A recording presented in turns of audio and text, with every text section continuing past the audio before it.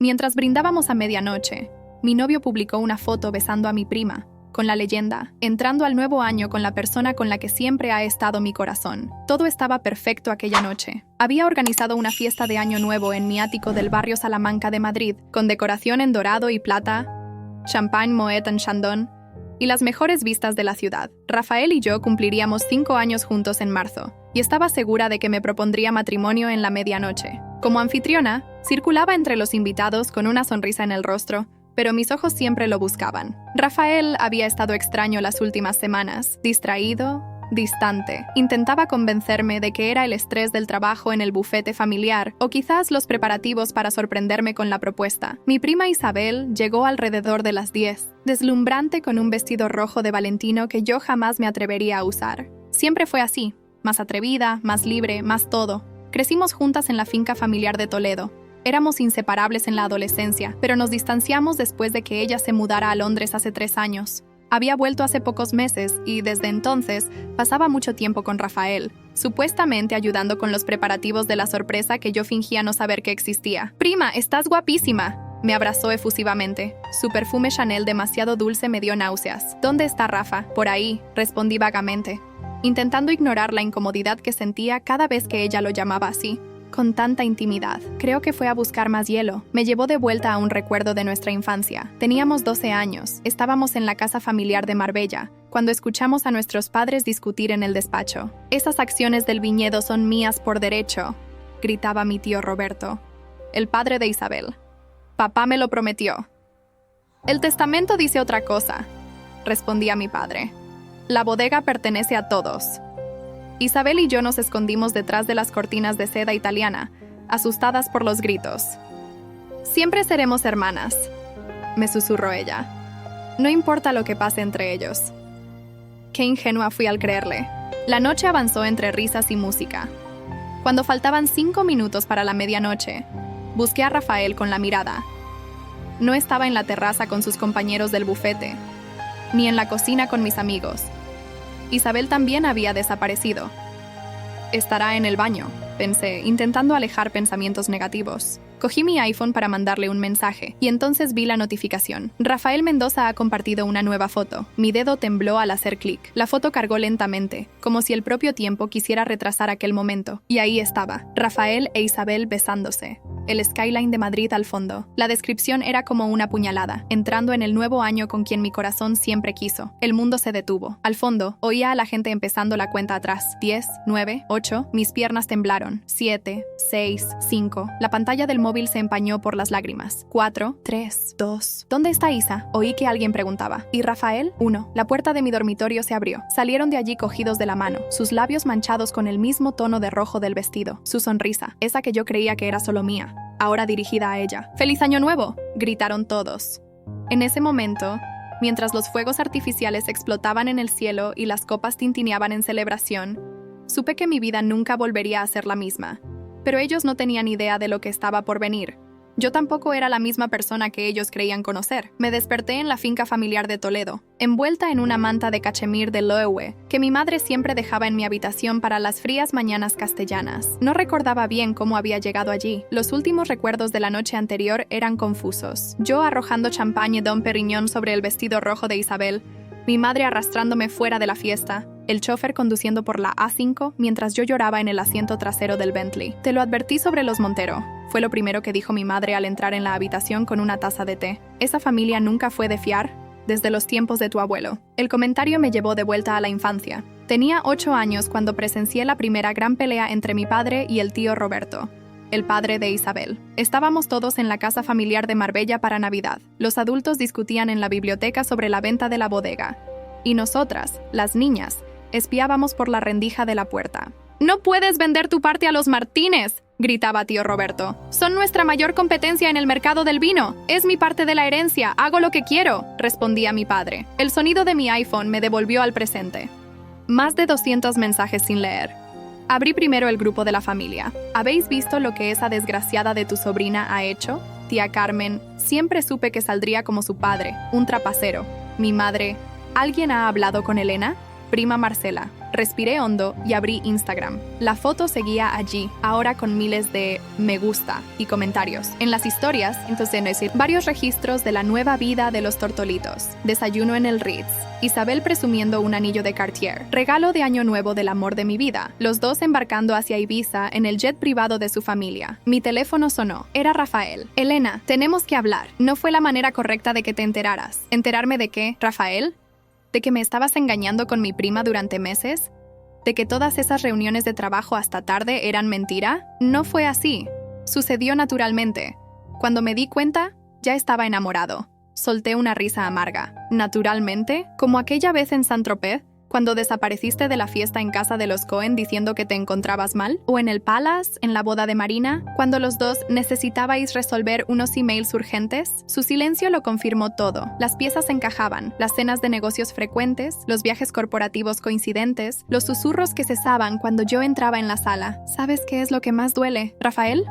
No es solo la traición, es saber que la elegiste precisamente a ella. Isabel, que creció conmigo, que conocía todos nuestros secretos, que estuvo allí cuando nuestros padres casi se matan por aquella fusión de las bodegas en 2010. A través de la ventana francesa de mi habitación, veía los viñedos donde solíamos pasar los veranos. Rafael aprendiendo sobre vinos con mi padre, Isabel tomando el sol junto a la piscina Infinity, yo creyendo que por fin había unido a las dos familias a través del amor. Mi padre entró en la habitación con un sobre antiguo de cuero. Hija, hay algo que debes ver. Dentro había fotos antiguas, documentos amarillentos y una carta que cambiaría todo lo que creía saber sobre nuestra historia.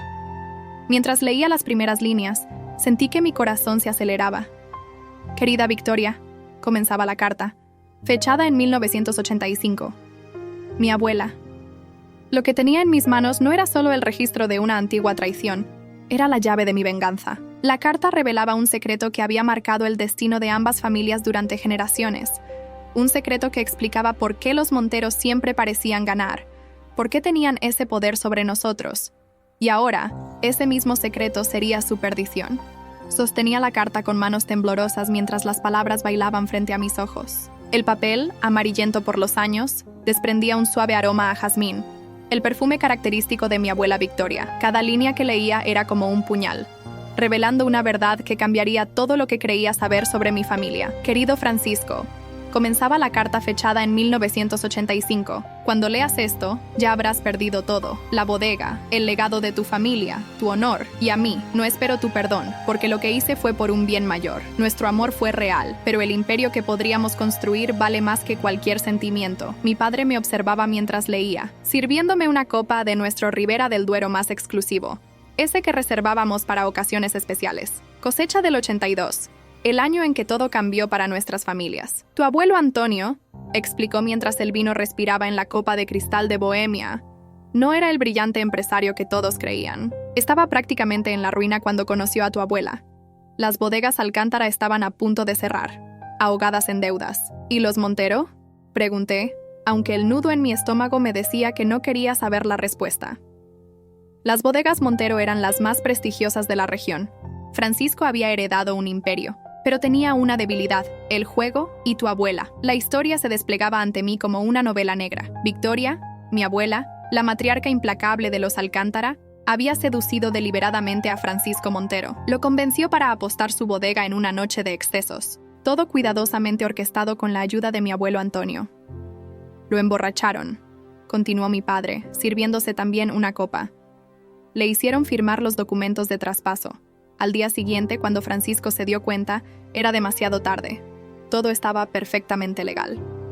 Las siguientes páginas de la carta revelaban algo aún más impactante. Victoria escribía: mientras lees esto, llevo en mi vientre el fruto de nuestro amor. Un hijo que nunca sabrás que es tuyo. Antonio lo criará como propio.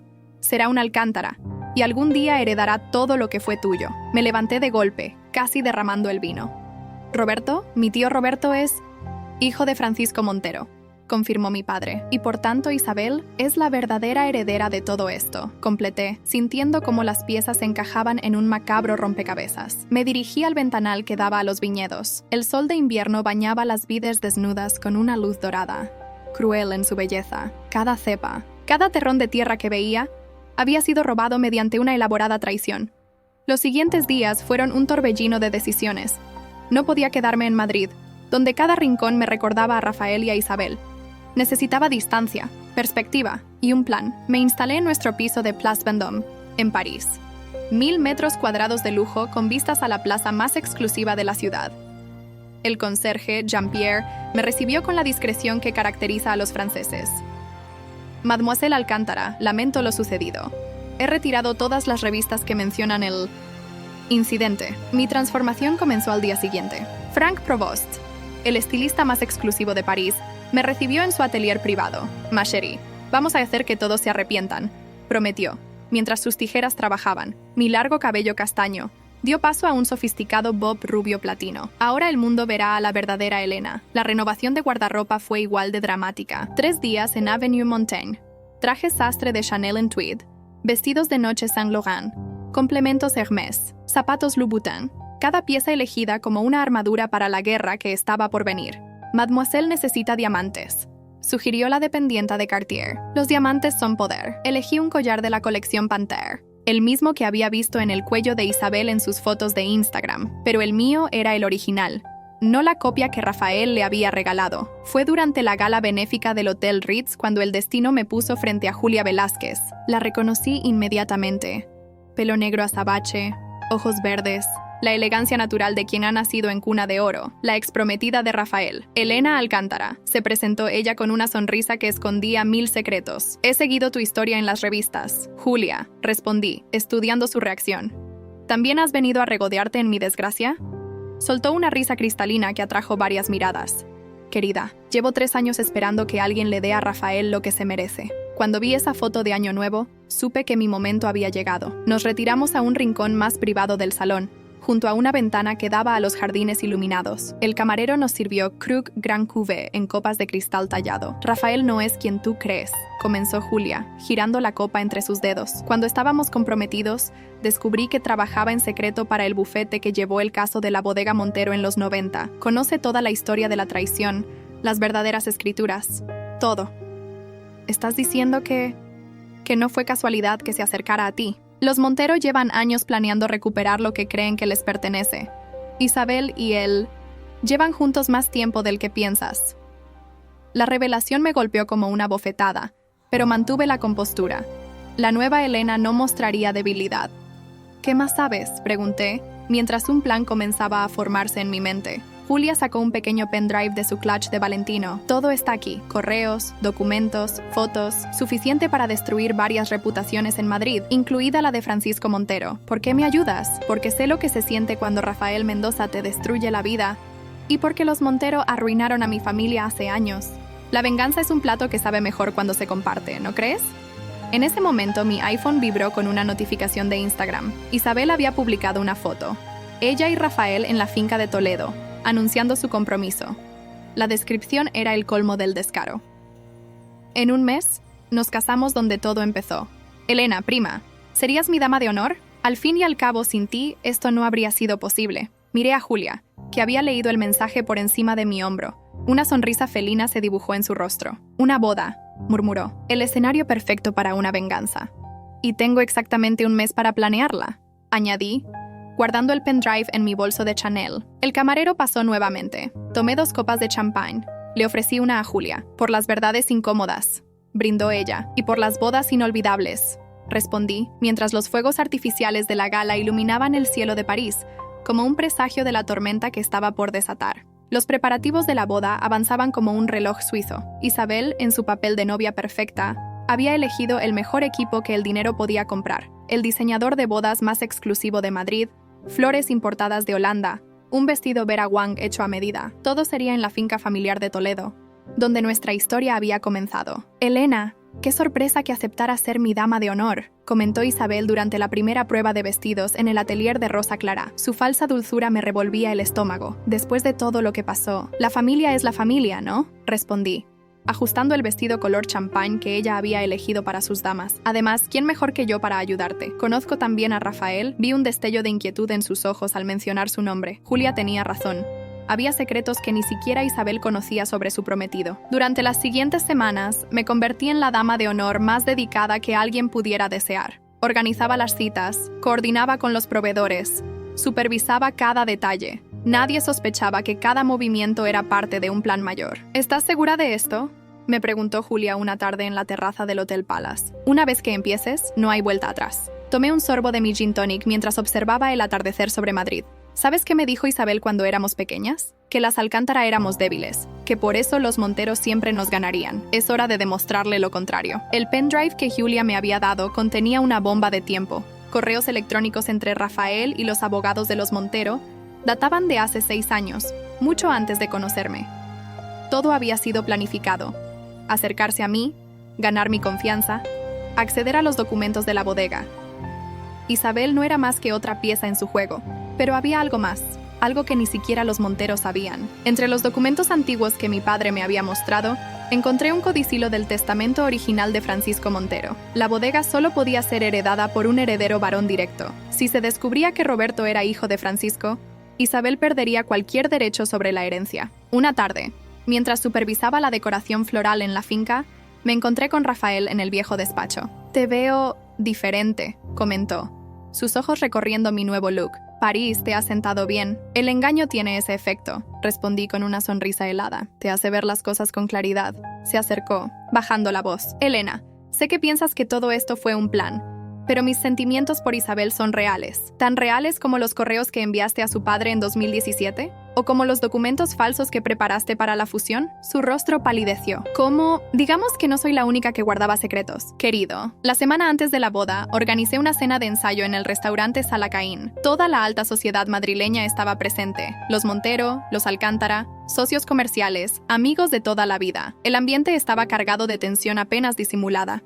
Isabel brillaba con su vestido Balmain, presumiendo su anillo de compromiso y bebiendo champagne como si ya fuera la dueña de todo. Tío Roberto, cada vez más parecido a Francisco Montero en las fotos antiguas, observaba los cuadros de la bodega que decoraban las paredes con una mezcla de anhelo y resentimiento. Durante el postre, me levanté para hacer un brindis. El cristal de mi copa de baccarat tintineó suavemente al golpearla con mi cuchillo de plata. «Quisiera proponer un brindis por los novios», comencé, notando cómo todas las conversaciones cesaban. «Por Isabel, mi querida prima, que siempre supo lo que quería y no dudó en tomarlo». Risas incómodas. «Y por Rafael, un hombre que entiende el valor de una buena estrategia». «Elena», advirtió mi padre. Pero continué. «Pero sobre todo, quisiera brindar por la familia, por los secretos que guardamos, por las verdades que ocultamos». Mis ojos se encontraron con los de tío Roberto. «Por los padres que nunca conocimos y por las herencias que nos fueron negadas». El silencio que siguió fue ensordecedor. Isabel me miraba con una mezcla de rabia y miedo. Rafael había dejado de respirar, pero fue la expresión de tía Victoria, la esposa de Roberto, la que me confirmó que había dado en el blanco. «¿De qué está hablando?», preguntó alguien. Saqué un sobre de mi clutch Bottega Veneta. «Quizás deberíamos preguntarle a la tía Victoria». Después de todo, ella guardó las cartas de Francisco Montero durante todos estos años. El caos que siguió fue como una sinfonía perfectamente orquestada. Victoria intentó arrebatarme el sobre, pero las copias ya estaban circulando por la mesa. Isabel, al ver las fechas y las firmas, se giró hacia su madre exigiendo explicaciones. Roberto, pálido como un fantasma, leía y releía la carta que revelaba su verdadera paternidad. «Esto no puede ser verdad», susurró Isabel, su perfecta fachada comenzando a resquebrajarse. «¿No lo es?», pregunté inocentemente. «Entonces supongo que tampoco son verdad los correos de Rafael planeando todo esto desde hace años, ni los documentos sobre la verdadera propiedad de la bodega, ni el pequeño detalle de que, según el testamento original, solo un heredero varón directo puede reclamar la propiedad». Rafael se levantó bruscamente, tirando su silla. «Basta, Elena». «¿Basta? Pero si apenas estamos empezando, querido. ¿No quieres que Isabel sepa sobre Julia? ¿O sobre los otros planes que tenías para la bodega una vez que te casaras con ella?» La cena de ensayo terminó en caos absoluto. Los invitados se retiraron entre murmullos escandalizados. Isabel salió llorando, su perfecto maquillaje arruinado. Rafael intentó seguirla, pero se detuvo cuando Julia entró al restaurante, sosteniendo una carpeta con más documentos. Mientras observaba el desmoronamiento de su perfecta farsa, recordé las palabras de mi abuela Victoria en su carta. «En los negocios y en el amor, querido Francisco, solo sobreviven los más fuertes». Pero la noche aún no había terminado. Lo que nadie sabía era que la verdadera bomba estallaría en la boda, y para entonces ya sería demasiado tarde para todos. El día de la boda amaneció con un cielo plomizo sobre Toledo. Las nubes amenazaban tormenta, como si hasta el clima presintiera lo que estaba por venir. Desde mi habitación en la finca, observaba el ir y venir de los trabajadores montando la carpa de cristal en los jardines, junto a los viñedos centenarios que tanto dolor habían causado a nuestras familias. Isabel se había encerrado en el ala este de la casa después del desastre de la cena de ensayo. Las revelaciones sobre su padre habían causado el efecto esperado, pero ella se aferraba a su cuento de hadas con la desesperación de quien sabe que está perdiendo todo. La boda sigue en pie, había anunciado durante el desayuno, sus ojos enrojecidos delatando una noche sin dormir. Esto es solo otro intento de Elena por arruinar mi felicidad. Tía Victoria, por su parte, había intentado controlar los daños. La vi temprano esa mañana, hablando en susurros con el abogado familiar en la biblioteca. Los documentos que había mostrado en la cena amenazaban no solo la boda, sino todo el imperio Montero. Los papeles son falsos, insistía ella, su voz temblorosa traicionando su mentira. Francisco nunca escribió esas cartas. ¿Estás segura, Victoria?, interrumpí, entrando en la biblioteca. Mi vestido de dama de honor, un diseño exclusivo de Carolina Herrera, en color champagne, susurraba contra el parquet antiguo. ¿También son falsas las pruebas de ADN que llegaron esta mañana? El sobre que dejé sobre el escritorio de caoba era como una bomba de tiempo. Las pruebas confirmaban lo que las cartas ya habían revelado. Roberto Montero era hijo de Francisco, no de Antonio Alcántara. ¿Cómo te atreves?, siseó Victoria, pero el abogado ya estaba revisando los resultados con ojos profesionales. Son auténticos, confirmó después de un momento. Y esto cambia todo. En ese momento, Julia entró en la biblioteca. Su vestido negro valentino destacaba entre tanto color pastel de boda. Elena, tienes que ver esto. En su iPad, un correo electrónico recién filtrado a la prensa mostraba la verdadera naturaleza del plan de Rafael. No solo había estado manipulando a ambas familias, tenía un acuerdo secreto con inversores extranjeros para vender la bodega una vez que se casara con Isabel. El muy idiota pensó que podría engañarnos a todos, comentó Julia con una sonrisa satisfecha, pero se olvidó de borrar los correos de su antiguo servidor. Mientras los invitados comenzaban a llegar para la ceremonia, el drama se desarrollaba en diferentes frentes. Roberto, devastado por la confirmación de su verdadera paternidad, se había encerrado en el despacho con una botella de nuestro mejor Ribera del Duero, el vino que ahora sabía que debería haber sido suyo por derecho. Isabel, rodeada de estilistas y maquilladores, se preparaba como si nada hubiera pasado, pero la vi revisar frenéticamente su teléfono, esperando noticias de Rafael, que no había dado señales de vida desde la noche anterior. Tu vestido está precioso, le dije al entrar en su habitación. El Vera Wang de $500,000 se desplegaba sobre la cama como una nube de tul y encaje. Aunque quizás deberías revisar el contrato prenupcial una última vez. ¿De qué hablas?, preguntó, su máscara de serenidad agrietándose por un momento. Oh, ¿Rafael no te lo contó? Los inversores japoneses son muy específicos sobre los términos de la venta. La bodega debe estar libre de reclamaciones familiares antes de la transacción. Vi el momento exacto en que la comprensión golpeó su rostro. Isabel podía hacer muchas cosas, pero tonta no era. ¿Él iba a vender la bodega? La misma bodega por la que tu padre, bueno, el hombre que creías que era tu padre, ha luchado toda su vida. Irónico, ¿no? Las siguientes 2 horas fueron un torbellino de drama y revelaciones. Los invitados, la crème de la sociedad madrileña, murmuraban mientras los minutos pasaban y el novio no aparecía. El sacerdote consultaba su reloj con impaciencia. Fue entonces cuando las puertas de la capilla se abrieron de golpe. Pero no era Rafael quien entró, sino la policía económica. Rafael Mendoza está bajo arresto, anunció el inspector jefe, por fraude, falsificación de documentos y conspiración. El caos que siguió fue épico. Isabel, aún en su vestido de novia, vio cómo esposaban a su prometido frente a 300 invitados. Las cámaras de los paparazzi, convenientemente alertados, disparaban sin cesar. ¿Cómo pudiste?, gritó Isabel, girándose hacia mí. Soy tu familia. La familia no se traiciona, respondí calmadamente. Tú deberías saberlo mejor que nadie. Pero el verdadero golpe maestro aún estaba por llegar. Mientras los invitados procesaban el arresto de Rafael, mi padre se levantó para hacer un anuncio que cambiaría el destino de ambas familias para siempre. En vista de los recientes acontecimientos, comenzó, su voz resonando en la capilla, y las revelaciones sobre la verdadera paternidad de Roberto Montero, la familia Alcántara ha tomado una decisión. El silencio era absoluto. Incluso los policías se detuvieron para escuchar. La bodega volverá a su legítimo dueño, continuó. Roberto Montero, como hijo de Francisco, heredará lo que siempre debió ser suyo. Los fotógrafos enloquecieron.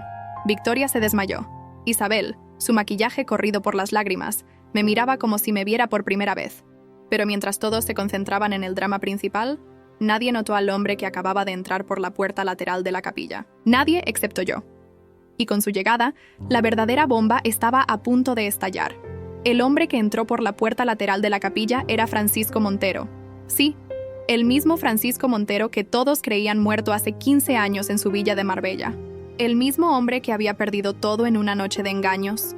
El verdadero dueño de la bodega, el padre secreto de Roberto, estaba vivo. Y su presencia era como un fantasma del pasado materializado para ajustar cuentas. Los años no habían sido amables con él. Su pelo, antes negro como el de Roberto, estaba completamente blanco. Las arrugas profundas marcaban un rostro curtido por el sol y el remordimiento. Pero sus ojos mantenían el mismo fuego que se veía en las fotos antiguas. Victoria fue la primera en reaccionar. Se levantó del banco donde la habían sentado después de su desmayo, sus piernas temblando visiblemente bajo su vestido Dior. «Francisco», susurró, el nombre saliendo de sus labios como una plegaria o una maldición. El murmullo que recorrió la capilla fue como una ola. Los invitados más jóvenes no entendían la magnitud del momento, pero los veteranos de la sociedad madrileña, aquellos que habían presenciado la época dorada de las bodegas Montero, contenían el aliento. «Buenas tardes, Victoria», respondió él, su voz sorprendentemente firme. Ha pasado tiempo. Roberto se había quedado petrificado. Los resultados del test de ADN aún arrugados en su mano. Ver en persona al hombre que aparecía en aquellas fotos antiguas, su verdadero padre, era como mirarse en un espejo del futuro. «Esto es imposible», balbuceó Isabel, su vestido de novia ahora una ironía cruel en medio del caos. «¿Tú estabas muerto?» Francisco completó la frase con una sonrisa amarga. «Eso es lo que tu abuela quería que todos creyeran. Era más conveniente para mantener el control de la bodega. ¿No es así, Victoria?» Me moví silenciosamente hasta situarme junto a Julia, quien observaba la escena con una mezcla de asombro y satisfacción. Todo estaba saliendo según lo planeado. Porque sí, encontrar a Francisco Montero había sido parte del plan desde el principio. Julia lo había localizado viviendo bajo un nombre falso en una pequeña villa de la Toscana italiana. Convencerlo de volver había sido sorprendentemente fácil. 30 años de exilio forzado habían alimentado un deseo de justicia que nunca se apagó. Pensé que después de tanto tiempo, las cosas habrían cambiado, continuó Francisco, avanzando por el pasillo central. Sus pasos resonaban en el silencio sepulcral de la capilla. Pero veo que siguen igual, los Montero y los Alcántara, destruyéndose mutuamente por poder y dinero. Se detuvo frente a Roberto, quien no había movido un músculo, padre e hijo, separados durante décadas por mentiras y ambición. Se miraron por primera vez conscientes de su vínculo. «Te pareces a tu madre cuando tenía tu edad», dijo Francisco suavemente. «Pero tienes mis ojos». Victoria intentó intervenir, pero Francisco levantó una mano para silenciarla. «No, Victoria. Has hablado suficiente durante 30 años. Ahora es mi turno». De su chaqueta sacó un sobre amarillento, diferente a los que yo había revelado días antes. «Este es el testamento original de mi padre, redactado en 1950. En él, especifica que la bodega solo puede ser heredada por su descendencia directa, sin importar el género». El abogado, que había estado revisando frenéticamente documentos desde la llegada de la policía, levantó la vista con interés. «Eso significa…», comenzó Isabel, pero su voz se apagó al comprender las implicaciones. «Significa, querida nieta, que la bodega nunca perteneció legalmente a los Alcántara. Victoria y Antonio no solo me engañaron a mí aquella noche. El documento de traspaso que me hicieron firmar era ilegal desde el principio. El caos que siguió fue indescriptible. Victoria gritaba que todo era una mentira. Isabel lloraba desconsolada mientras los policías se llevaban a Rafael. Los fotógrafos disparaban sus cámaras sin cesar y los invitados comentaban escandalizados el giro de los acontecimientos. En medio de todo esto, Francisco se giró hacia mí.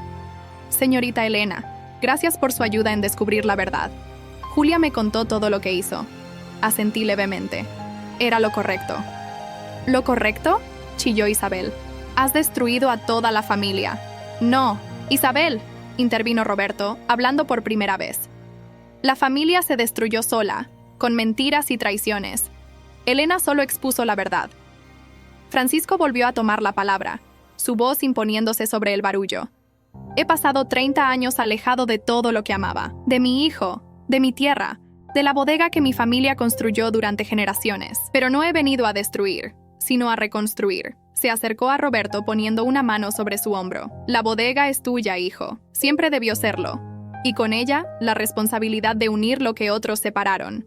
Victoria intentó protestar una vez más, pero el peso de 3 décadas de mentiras finalmente la aplastó. Se derrumbó en un banco de la capilla, su perfecta fachada completamente destruida. Isabel, Aún en su vestido de novia manchado de lágrimas, me miró con una mezcla de odio y respeto. Siempre fuiste más fuerte de lo que pensábamos, ¿verdad, prima? La fuerza no tiene nada que ver con esto, Isabel. Se trata de justicia. En ese momento, Julia se acercó con una copa de champán. ¿Un brindis por la justicia? Tomé la copa, pero antes de poder responder, las puertas de la capilla se abrieron una vez más. Esta vez era Alejandro Herrera, el enólogo jefe de la bodega, quien había sido mi confidente y apoyo durante todo el proceso de investigación. Nuestras miradas se encontraron y por primera vez en meses sentí que mi corazón se aceleraba por algo más que venganza. ¿Sabes qué es lo irónico?, le dije a Julia mientras observábamos cómo la policía escoltaba a Rafael fuera de la capilla. Ellos pensaron que me estaban destruyendo aquella noche de Año Nuevo, pero en realidad me estaban liberando. Francisco se acercó nuevamente a nosotras, esta vez con Roberto a su lado. Elena, me gustaría que siguieras trabajando en la bodega.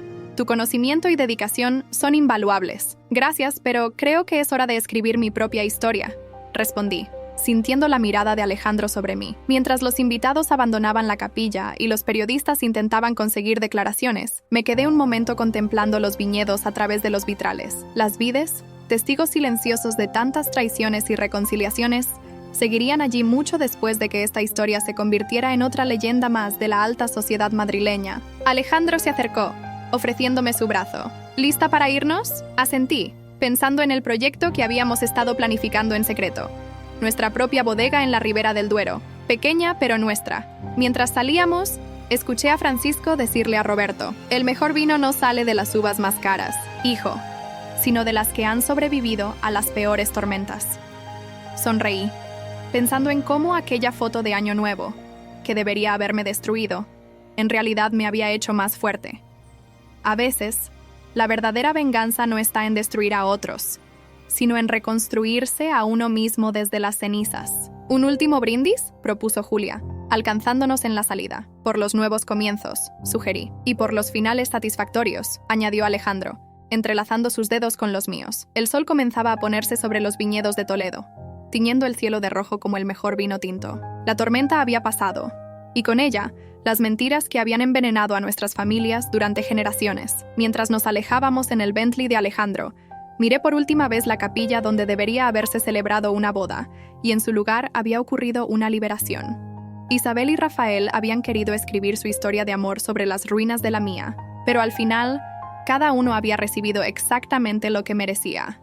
Y yo había aprendido que el mejor tipo de venganza es aquella que no solo hace justicia, sino que también te permite comenzar de nuevo, más fuerte y más sabia que antes.